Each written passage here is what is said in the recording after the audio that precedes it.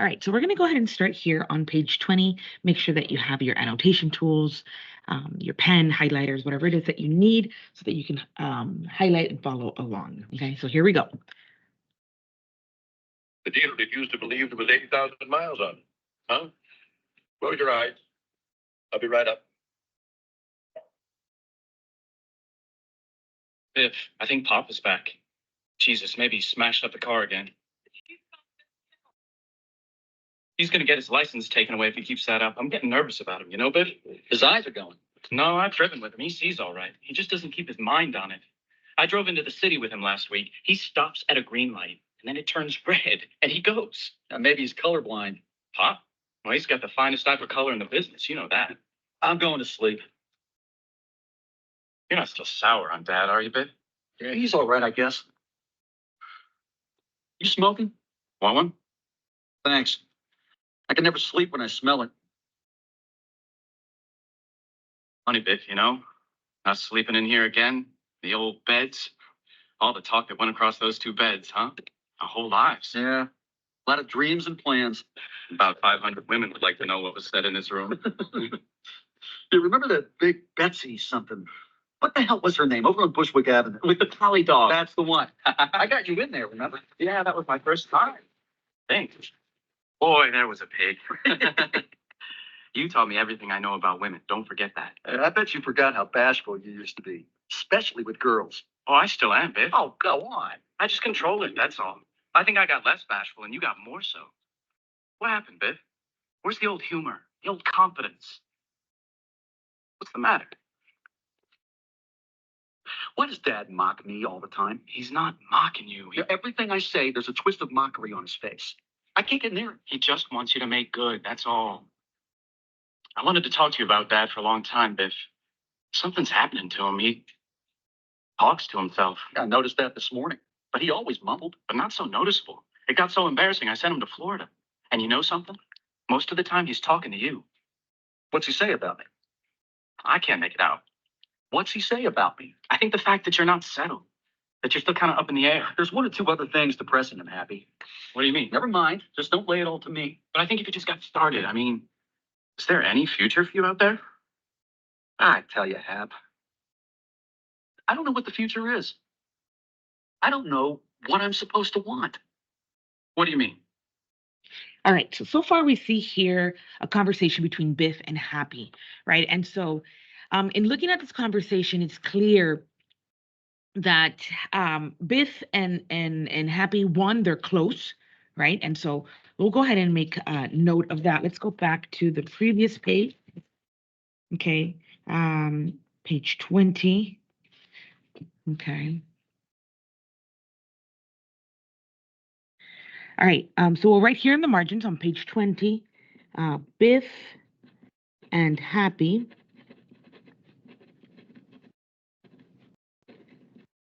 they do have a good relationship, right? They talk, they're kind of, sharing with each other what they feel. And more than anything, you see here that Happy is concerned for his father, and we'll write that on this side, right? So Happy is concerned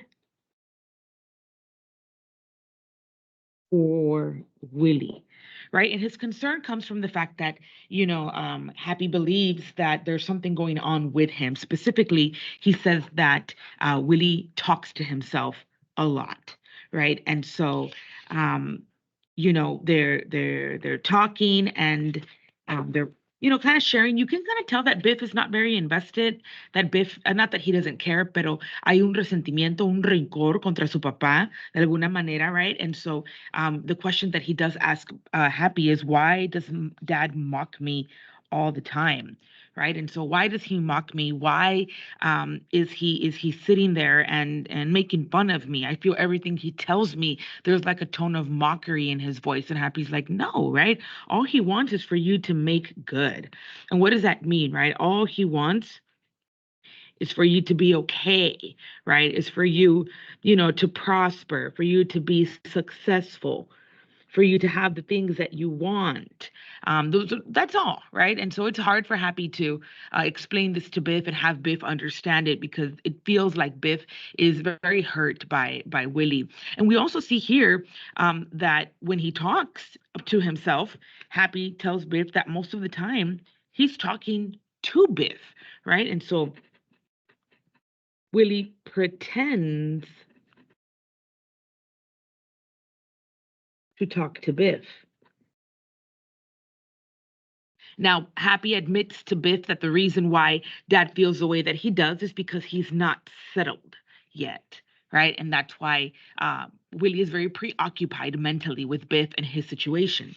Now, in page 22, Biff is basically telling Happy, I'm not the only thing that's his problem. Don't lay it all on me, right? So Biff is like, hey, no es mi culpa, right? Que Willie esté como esté. Don't blame me for that. And so you see here, a long piece from Biff, and we know, okay, you have two different devices specifically for dramatic communications. You have monologue and you have soliloquy, okay? Now, monologue is a long speech by one character, and soliloquy, right, is when the character starts speaking on stage, but there's nobody there. In this case, Happy is there. So this is a monologue, okay? So let's see what Biff has to say in his monologue. Well, I spent 6 or 7 years after high school trying to work myself up. A shipping clerk, salesman, business of one kind or another. And it's a measly manner of existence. Like, to get on that subway on the hot mornings in summer, to devote your whole life to keeping stock or making phone calls or selling or buying, to suffer 50 weeks of the year for the sake of a 2-week vacation when all you really desire is to be outdoors with your shirt off. And always to have to get ahead of the next fella. And still, that's how you build a future. Will you really enjoy it on a farm? Are you content out there? Hap, I've had 20 or 30 different kinds of jobs since I left home before the war, and it always turns out the same. I just realized it lately. In Nebraska, when I herded cattle, and the Dakotas, and Arizona, and now in Texas. It's why I came home now, I guess, because I realized it. This farm I work on, it's spring there now, see? And they've got about 15 new colts. Like, there is nothing more inspiring or beautiful than the sight of a mare and a new colt. And it's cool there now, see? Texas is cool now, and spring. And whenever spring comes to where I am, I suddenly get the feeling, my God, I'm not getting anywhere. What the hell am I doing? Playing around with horses, $28 a week. I'm 34 years old. I ought to be making my future. That's when I come running home. And now, I get here, and I don't know what to do with myself. I've always made a point of not wasting my life. And every time I come back here, I know that all I've done is to waste my life. All right. So first monologue that we have here from Biff, right? And so I'm going to go ahead and grab my little tabs. Okay, you can go ahead and grab them by the window. And I'm going to make note, okay, that this is the first monologue that we have. Monologues are always important to analyze. They give us a lot of information, okay, about the speaker, about the story, okay? So go ahead and make note of that. Grab your Sharpie and just write, monologue and then Biff, right? This is his first monologue. Now, Biff has 2 monologues in the story, okay? And actually, I'm sorry. He has more than 2 monologues in the story, but here we have 2, right? With some people say this is 2 monologues, some people say this is 1, and it just has an interruption between both of them from Happy, right? Who's asking him, if he really enjoys working at a farm. And so one of the important lines here, and I'm going to go ahead and grab my highlighter, okay, to highlight some lines that stand out. Okay, you can go ahead and pause this and grab your items if you need them, and then we'll continue highlighting in just a bit. I'm grabbing a color that I haven't used already.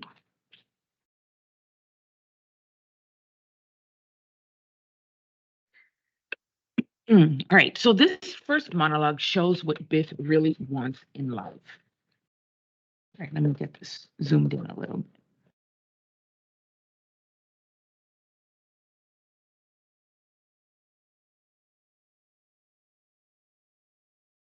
All right. So yes, this monologue shows what Biff really wants in life, right? It shows, um, that while business and selling is the dream that his father has for him, it's not something that he wants for himself, right? Um, his father, Willie, is the type of person that has to build relationships with others, and he has to sell himself in a way, to be able to get money and to be able to feel like he's successful. But, Biff believes that this is all meaningless to him, right? He wants that freedom of being outside, right? He doesn't find value in, the grind that comes with the business world, right? And so one of the lines that, or there's a few lines that stand out here from these two monologues or this one monologue, however you want to put it. Um, he says that, first of all, he has tried different jobs. So we'll mark that here, right? So Biff has tried different jobs. So you can't really say, right? Well, he needs to try it. How does he know? He has tried it, right? And he says that shipping clerk, salesman, business of one kind or another, it doesn't matter what you sell, right? He calls it a measly manner of existence, right? So he's not very fond of this type of life, okay? So measly manner. Okay. Now, if we see the next line here, he says to get on that subway on hot mornings in the summer, to devote your whole life to keeping stock or making phone calls or selling or buying, to suffer 50 weeks of the year. By the way, there's 52 weeks in the year. So he's basically saying, I'm supposed to suffer 50 weeks. I'm supposed to suffer 50 to get 2 weeks vacation.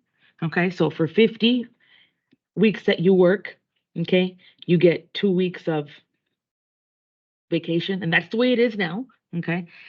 He says, when you just want to be outdoors, you just want to be with your shirt off, right? You just want to be enjoying yourself. He says, and then on top of that, you always have to get ahead of the next fella, right?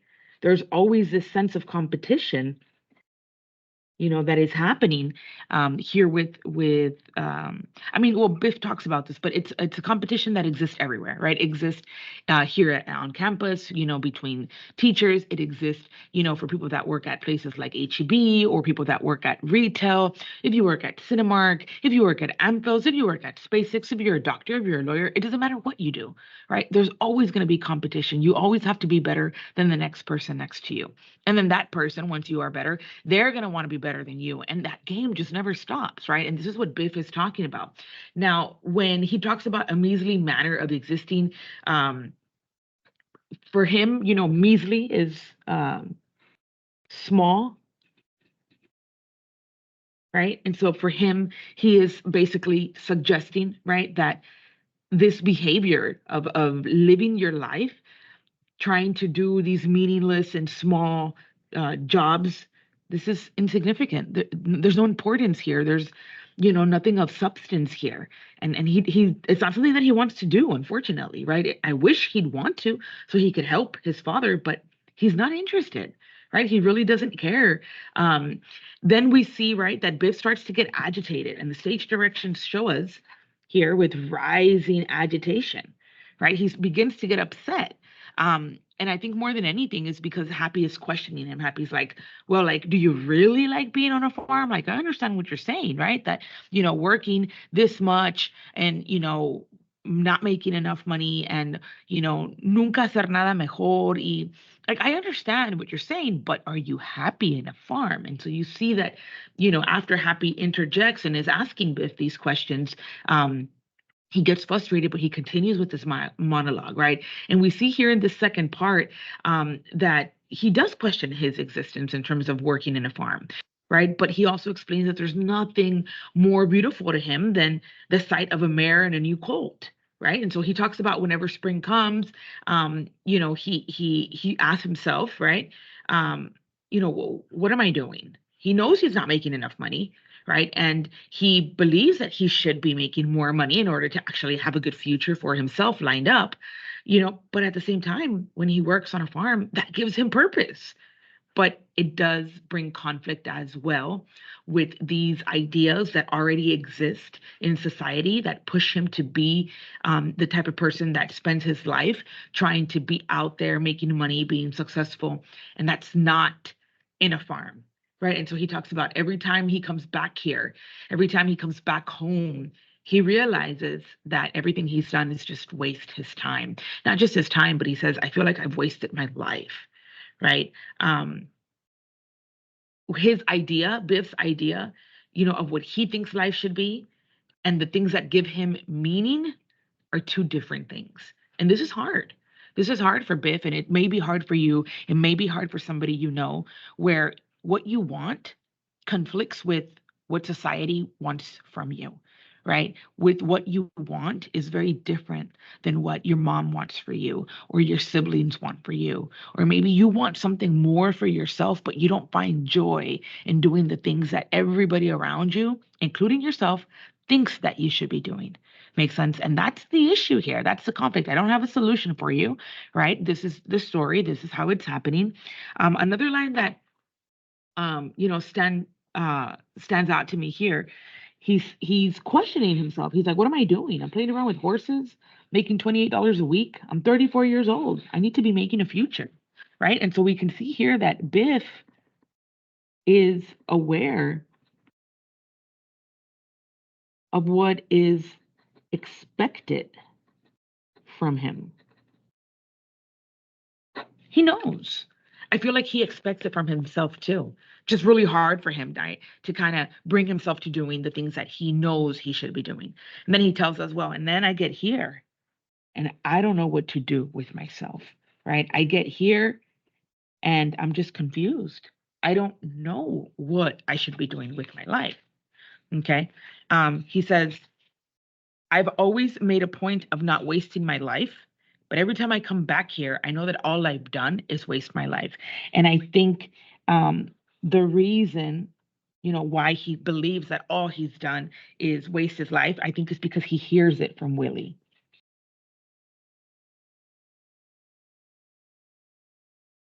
I'm sure Willie does not, hold back when he expresses his frustration with Biff and Biff's situation. Alrighty. At this time, what I would like for you to do is, let me see. Okay, yeah, let's you know what? Let's go ahead and continue with the reading. Let's go ahead and continue. Okay, here we go. You're a poet. No, I'm mixed up. Very bad. Maybe I ought to get married. Maybe I ought to get stuck into something. Maybe that's my trouble. I'm like a boy. I'm not married. I'm not in business. I'm like a boy. Are you content, Hap? You're a success, aren't you? Are you content? Hell no. Why? You're making money, aren't you? All I can do now is wait for the merchandise manager to die. And suppose I get to be merchandise manager. He's a good friend of mine. And he just built a terrific estate on Long Island. And he lived there about 2 months and sold it. And now he's building another one. He can't enjoy it once it's finished. And I know that is just what I would do. I don't know what the hell I'm working for. Sometimes I sit in my apartment all alone. And I think of the rent I'm paying. And it's crazy. But then it's what I always wanted. My own apartment, a car, and plenty of women. And still, goddamn it, I'm lonely. Listen, why don't you come out west with me? You and I, huh? Sure, maybe we could buy a ranch, raise cattle, use our muscles. Men built like we are should be working out in the open. The Loman brothers, huh? Sure, we'd be known all over the counties. That's what I dream about, Biff. Sometimes I want to rip my clothes off in the middle of the store and outbox that goddamn merchandise manager. I mean, I can outbox, outrun, and outlift anybody in that store, and I have to take orders from those common petty sons of bitches till I can't stand it anymore. I'm telling you, kid, if you were with me, I'd be happy out there. See, Biff, everybody around me is so false that I'm constantly lowering my ideals. Baby, together we'd stand up for one another. We'd have someone to trust. But if I were around you, Half the trouble is we were brought up to grub for money. I don't know how to do it. neither can I. Then let's go. The only thing is, what can you make out there? But look at your friend. Builds an estate and then hasn't the peace of mind to live in it. Yeah, but when he walks into the store, the waves part in front of him. That's $52,000 a year coming through the revolving door, and I got more in my pinky than he's got in his head. Yeah, but you just said... I gotta show some of those pompous, self-important executives over there that Hap Loman can make the grade. I want to walk into the store the way he walks in, then I'll go with you, Biff. We'll be together yet, I swear. But take those two creatures we had tonight. Now, weren't they gorgeous?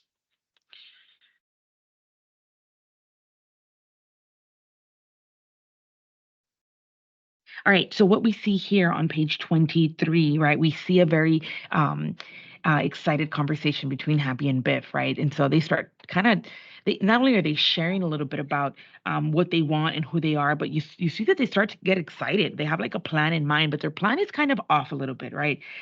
So Happy basically praises him for that monologue, and he's like, "Wow, you're a poet."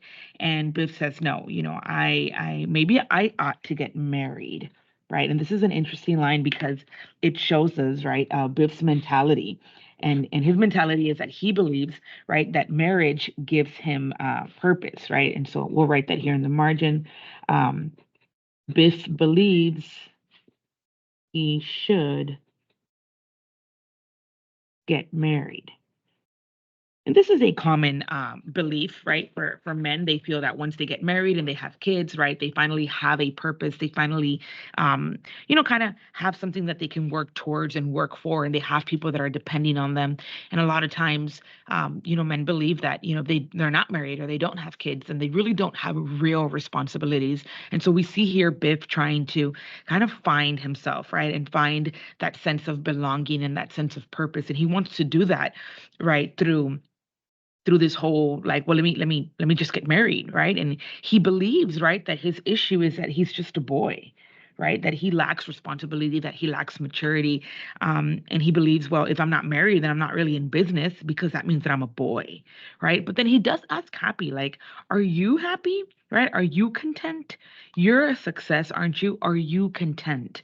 Now, interesting that he keeps on using the word content instead of asking him, like, are you happy? Content implies, just satisfaction, right? Not extreme happiness, not anything over the top. Just, are you okay with where you're at? And Happy responds with no. And Biff's like, well, why aren't you making any money? And so you start to see here the idea that Biff translates making money to being happy. And that's not the case, right? Biff believes that, Hap should be happy since he is making money. Now, you start to see this contradiction in what Biff is saying, because in his monologue, he's basically explaining to us that, he doesn't want to work and he doesn't want to be in business and he doesn't want those types of jobs that are being offered. And because he doesn't want those types of jobs, even though they bring money, he'd rather do something that he finds satisfaction in doing. But then here he's asking Happy, well, why are you not content with your life? Like, why are you not okay if you're making money? So again, Biff is now contradicting his previous sentiment in his monologue where he believes that people that have money should be happy. And as we know, that's not the case. Just because you make money doesn't mean you're happy, but you need to be satisfied with what it is that you're doing, right? Whatever it is that you do. Now, Happy, moving about with energy, he begins to explain, right, in his own little monologue here. So I'm going to turn this here and write it down. He kind of explains what he does, right? We get more information on Happy. He says, all I can do now is wait for the merchandise manager to die. And suppose I get to be merchandise manager. He's a good friend of mine. He just built a terrific estate. He lived there and then sold it. Now he's getting another one. He can't enjoy it once it's finished. And I know that's just what I would do. I don't know what I'm working for, right? So I'm going to highlight that line, very important. He's like, I'm working. I don't know what I'm working for. He tells you that sometimes he sits in his apartment all alone and all that he can think of, is the rent and what he's paying, and he thinks it's insane that, he has everything that he's wanted, and yet he's still alone, right? And that's something that he shares here. He says, I have an apartment, I have a car, I have women, plenty of women, and yet I am still alone. So we get to see here that Happy also lacks purpose. He also is lacking doing something that brings him happiness, right? And so Biff, with enthusiasm, is like, okay, well, if you're alone too and you're not okay, then why don't you come with me? Right. And so they start to make plans, and we'll write that here in the margins. The Lohman brothers, which is what they call themselves, the Lohman brothers begin to make plans, for their future, right? That let's go buy a ranch. My question, right, when they say this is with what money? And this is what I mean, right? They are the type of people that are gonna dream too big. And I think we had talked about that yesterday, about Biff, having big dreams. He has long-term goals, but he doesn't have small-term goals. He doesn't understand how things work. He wants everything right away, right? But you have to work yourself there. And so here he's like, okay, let's buy a ranch, but with what money? You don't even have a job. Makes sense? And so in page 24, um, Happy says that he, sometimes wants to outbox the merchandise manager, right? So, even though it is his manager, right, he doesn't like him, and he says he can outbox, outrun, and outlift anybody in that store. And it bothers him that he has to take orders from those common, petty people, and he says, I can't stand it anymore, right? And so we see here that Happy does not like to be told what to do. Right. And so here they continue to talk about, we're going to do this together. Right. We're going to go ahead and, we're going to get a ranch and we're going to be important. Right. But then we start to see that, Biff has like a little chip on his shoulders. Right. And we see that here on page 25. Let me go ahead and play the audio real quick to see where we left off. Yeah. Yeah, most gorgeous I've had in years. All right, so we're going to continue this page here, and then I'll kind of explain to you what's going on. Get that anytime I want, Biff, whenever I feel disgusted. The only trouble is it gets like bowling or something. I just keep knocking them over and it doesn't mean anything. You still run around a lot? Nah. I'd like to find a girl steady. Somebody with substance. That's what I long for. You know what? You'd never come home. I would. Somebody with character, like Mom, somebody with resistance. You're going to call me a bastard when I tell you this. That girl Charlotte I was with tonight is engaged to be married in 5 weeks. No, kid. Sure, the guy's in line for the vice presidency of the store. I don't know what gets into me. Maybe I just have an overdeveloped sense of competition or something. But I went and ruined her. And furthermore, I can't get rid of her. And he's the third executive I've done that to. Isn't that a crummy characteristic? And to top it all, I go to their weddings. Like, I'm not supposed to take bribes. Manufacturers offer me a $100 bill now and then to throw an order their way. You know how honest I am, but it's like this girl, see, I hate myself for it because I don't want the girl. And still I take it. I love it. What's the matter? Let's go to sleep. I guess we didn't settle anything, huh? I just got one idea that I think I'm going to try. What's that? Remember Bill Oliver? All right, so here we get some information on Happy and some of the things that he does, right? So Happy mentions here that the girl that he is with, right? Her name is Charlotte. He's like, that girl I was with tonight. Well, Charlotte, is engaged. She is going to be married. But not only is she going to be married, but she's actually engaged to the executive, right? The vice president of the company that he works for, right? And so Happy starts to tell us that he has done this already to 3 executives, where he basically goes out with the girls of the executives, and he says that, and he admits, right? He's like, isn't that really crummy of me? Like, isn't that terrible that I'm taking these women? He says, I don't even want the girl, but still I take it and I love it, right? And so there's a few reasons why, we could say that Happy does this in particular, and he laughs about it, and he says, look, I even go to their weddings. And he also admits to taking bribes. So we'll write that in the margin. So admits to taking bribes. He takes bribes from the manufacturers, right? Sometimes he says, they hand him over $100 bill and, to kind of throw an order their way, and he does it, right? And so here we get to see a little bit more of who Happy is and why he does the things that he does. And, we can discuss further why we believe that Happy partakes in these actions.